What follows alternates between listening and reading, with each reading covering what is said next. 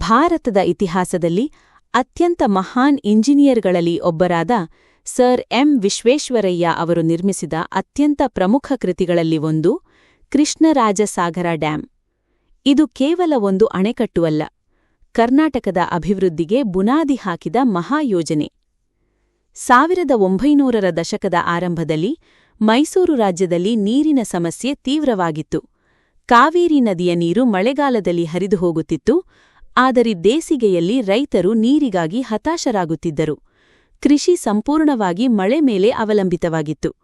ಈ ಸಮಸ್ಯೆಯನ್ನು ಪರಿಹರಿಸಲು ಒಂದು ಶಾಶ್ವತ ಪರಿಹಾರ ಬೇಕಿತ್ತು. ಈ ಸಮಯದಲ್ಲಿ ಸರ್ ವಿಶ್ವೇಶ್ವರಯ್ಯ ಅವರು ಒಂದು ಮಹತ್ವದ ಆಲೋಚನೆಯನ್ನು ಮುಂದಿಟ್ಟರು. ನದಿಯ ನೀರನ್ನು ಸಂಗ್ರಹಿಸಿ ಅಗತ್ಯವಿರುವ ಸಮಯದಲ್ಲಿ ರೈತರಿಗೆ ನೀಡಿದರೆ ಕೃಷಿ ಅಭಿವೃದ್ಧಿಯಾಗುತ್ತದೆ ಎಂಬುದು ಅವರ ದೃಷ್ಟಿಕೋನ. ಈ ಯೋಜನೆಯನ್ನು ಅವರು ಮೈಸೂರು ಮಹಾರಾಜರಾದ ಕೃಷ್ಣರಾಜ ಒಡೆಯರ್ IV ಅವರ ಮುಂದೆ ಮಂಡಿಸಿದರು. ಅರಸರು ಈ ಯೋಜನೆಯ ಮಹತ್ವವನ್ನು ಅರ್ಥಮಾಡಿಕೊಂಡು ಸಂಪೂರ್ಣ ಬೆಂಬಲ ನೀಡಿದರು. ಹೀಗೆ ಕೆಆರ್ಎಸ್ ಅಣೆಕಟ್ಟಿನ ನಿರ್ಮಾಣಕ್ಕೆ ಪಥರೂಪಗೊಂಡಿತು. 1911ರಲ್ಲಿ ನಿರ್ಮಾಣ ಕಾರ್ಯ ಆರಂಭವಾಯಿತು. ಆ ಕಾಲದಲ್ಲಿ ಇಂದು ಇರುವಂತಹ ಯಂತ್ರೋಪಕರಣಗಳು ಇರಲಿಲ್ಲ. ಎಲ್ಲವೂ ಮಾನವ ಶ್ರಮದ ಮೇಲೆ ಅವಲಂಬಿತವಾಗಿತ್ತು. ಸಾವಿರಾರು ಕಾರ್ಮಿಕರು ದಿನರಾತ್ರಿ ದುಡಿದು ಈ ಮಹಾಯೋಜನೆಯನ್ನು ಸಾಕಾರಗೊಳಿಸಲು ಶ್ರಮಿಸಿದರು. ಸರ್ ವಿಶ್ವೇಶ್ವರಯ್ಯ ಅವರು ಕೇವಲ ಯೋಜನೆ ರೂಪಿಸಿದವರಲ್ಲ, ಪ್ರತಿಯೊಂದು ಹಂತದಲ್ಲೂ ತಾವು ಭಾಗವಹಿಸಿ ಕಾರ್ಯವನ್ನು ನಿಖರವಾಗಿ ನಡೆಸಿದರು. ಅವರು ಅತ್ಯಂತ ಶಿಸ್ತಿನ ವ್ಯಕ್ತಿಯಾಗಿದ್ದರು. ಸಮಯ ಪಾಲನೆ, ಯೋಜನೆ ಮತ್ತು ಕಾರ್ಯನಿರ್ವಹಣೆಯಲ್ಲಿ ಅವರು ಅಪ್ರತಿಮರು. ಅವರ ನಾಯಕತ್ವದಲ್ಲಿ ಕೆಲಸ ಮಾಡಿದ ಪ್ರತಿಯೊಬ್ಬರೂ ತಮ್ಮ ಶ್ರೇಷ್ಠತೆಯನ್ನು ತೋರಿಸಿದರು. ಈ ಅಣೆಕಟ್ಟಿನ ನಿರ್ಮಾಣದಲ್ಲಿ ಬಳಸಿದ ಪ್ರಮುಖ ತಂತ್ರಜ್ಞಾನಗಳಲ್ಲಿ ಒಂದಾಗಿದೆ ಸ್ವಯಂಚಾಲಿತ ನೀರಿನ ಗೇಟುಗಳು. ನೀರಿನ ಮಟ್ಟ ಹೆಚ್ಚಾದಾಗ ಈ ಗೇಟುಗಳು ಸ್ವಯಂವಾಗಿ ತೆರೆಯುತ್ತವೆ ಮತ್ತು ನೀರನ್ನು ನಿಯಂತ್ರಿಸುತ್ತವೆ.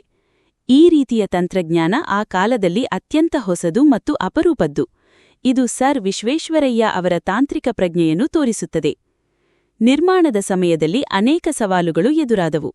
ಹಣದ ಕೊರತೆ, ತಾಂತ್ರಿಕ ಅಡಚಣೆಗಳು ಮತ್ತು ಪ್ರಕೃತಿಯ ಅಡೆತಡೆಗಳು ಕೆಲಸವನ್ನು ನಿಧಾನಗೊಳಿಸಿದವು. ಆದರೆ ಸರ್ ವಿಶ್ವೇಶ್ವರಯ್ಯ ಅವರು ಯಾವುದೇ ಪರಿಸ್ಥಿತಿಯಲ್ಲೂ ಹಿಂತಿರುಗಲಿಲ್ಲ. ಅವರು ಸಮಸ್ಯೆಗಳನ್ನು ವಿಶ್ಲೇಷಿಸಿ ಸರಿಯಾದ ಪರಿಹಾರಗಳನ್ನು ಕಂಡುಹಿಡಿದರು. ಅವರ ದೃಢ ಸಂಕಲ್ಪವೇ ಈ ಯೋಜನೆಯನ್ನು ಯಶಸ್ಸಿನತ್ತ ಕೊಂಡೊಯ್ಯಿತು. ವರ್ಷಗಳ ಶ್ರಮದ ನಂತರ 1924ರಲ್ಲಿ ಕೆಆರ್ಎಸ್ ಅಣೆಕಟ್ಟು ಪೂರ್ಣಗೊಂಡಿತು. ಇದು ಆ ಕಾಲದ ಅತ್ಯಂತ ದೊಡ್ಡ ಅಣೆಕಟ್ಟಾಗಿ ಪರಿಗಣಿಸಲ್ಪಟ್ಟಿತು. ಇದರ ಮೂಲಕ ಮೈಸೂರು ಮತ್ತು ಮಂಡ್ಯ ಭಾಗಗಳಲ್ಲಿ ನೀರಾವರಿ ವ್ಯವಸ್ಥೆ, ಸಾವಿರಾರು ಎಕರೆ ಭೂಮಿಗೆ ನೀರು ದೊರಕಿತು. ಕೃಷಿ ಅಭಿವೃದ್ಧಿ ಹೊಂದಿ ರೈತರ ಜೀವನಮಟ್ಟ ಸುಧಾರಿಸಿತು. ಅಣೆಕಟ್ಟಿನ ಸುತ್ತಮುತ್ತ ನಂತರದಲ್ಲಿ ಸುಂದರವಾದ ಬೃಂದಾವನ್ ಗಾರ್ಡನ್ಸ್ ನಿರ್ಮಿಸಲಾಯಿತು. ಇದು ಪ್ರವಾಸಿಗರ ಆಕರ್ಷಣೆಯ ಕೇಂದ್ರವಾಗಿ ರೂಪುಗೊಂಡಿತು. ಇಂದಿಗೂ ಲಕ್ಷಾಂತರ ಜನರು ಇಲ್ಲಿ ಭೇಟಿ ನೀಡಿ ಈ ಮಹಾನ್ ನಿರ್ಮಾಣವನ್ನು ಕಣ್ತುಂಬಿಕೊಳ್ಳುತ್ತಾರೆ. ಸರ್ ವಿಶ್ವೇಶ್ವರಯ್ಯ ಅವರು ನಮಗೆ ಕಲಿಸಿದ ಪ್ರಮುಖ ಪಾಠವೆಂದರೆ ದೃಢ ಸಂಕಲ್ಪ ಮತ್ತು ಪರಿಶ್ರಮದಿಂದ ಏನೇ ಸಾಧನೆ ಮಾಡಬಹುದು. ಅವರು ಕೇವಲ ಇಂಜಿನಿಯರಲ್ಲ, ದೇಶದ ಅಭಿವೃದ್ಧಿಗೆ ತಮ್ಮ ಜೀವನವನ್ನು ಅರ್ಪಿಸಿದ ಮಹಾನ್ ವ್ಯಕ್ತಿ. ಇಂದಿಗೂ ಕೆಆರ್ಎಸ್ ಅಣೆಕಟ್ಟು ಅವರ ಪ್ರತಿಭೆಗೆ ಜೀವಂತ ಸಾಕ್ಷಿಯಾಗಿದೆ. ಇದು ಕೇವಲ ಒಂದು ಅಣೆಕಟ್ಟು ಅಲ್ಲ, ಕನ್ನಡಿಗರ ಹೆಮ್ಮೆ, ನಮ್ಮ ಇತಿಹಾಸದ ಅಮೂಲ್ಯ ಭಾಗ.